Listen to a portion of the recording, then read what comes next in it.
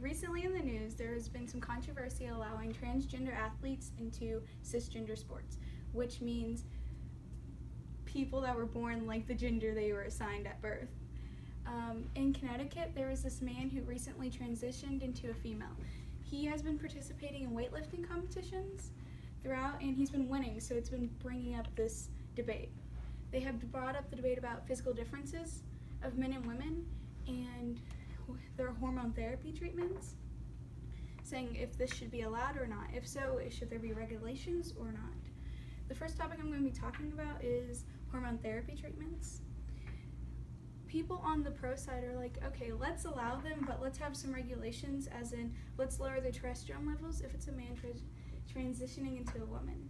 An Olympics committee in their November 2015 meeting of sex reassignment said the athlete must show that her level of testosterone has been lowered below 10 mNLL for at least 12 months, which I think is considered fair because it's bringing up, okay, that's taking away the advantages of testosterone would have at a lower, when they were pre-exposed to at a younger age.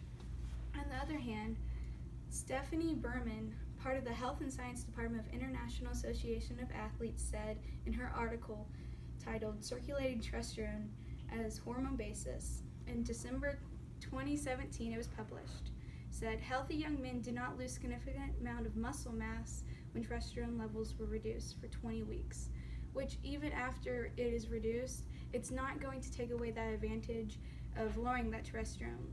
So is there really going to be a big difference if giving them this right? On the second topic I'm going to be talking about is physical differences. They say let's allow them because we allow a 5'2" basketball player play against a 6'9" basketball player, and we consider that fair. And so what's the difference between allowing a man that was just transitioning into a woman play against a cis woman? Hannah Mounsey, a transgender athlete that competes in handball, said in an article published in July 2018 titled Sports Transgender Women in Sports, we permit very tall women to compete against short women in sports that select tallness like basketball, and we consider that fair. So I don't really think there's that much of a difference. However, on the other hand, men are already prone to lower body fat and more muscle mass compared to women.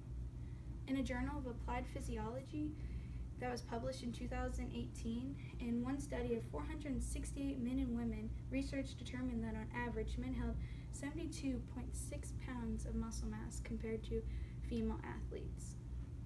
In sports that are more physical and more hands-on, like wrestling, football, and running for the lower body fat average, that can give them an advantage. So comparing them to female is quite big.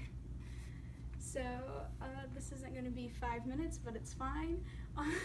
So back to my story at the beginning, do you think it would be fair to allow him to continue competing in the female category? Or should we say no? Should we stop it and allow him to only compete in the male category, even though she considers herself a female? They are going to allow her to compete in the female category, but I'm going to allow the topic of discussion up to you guys. Thank you for your time. Does anyone at all have any questions? Time.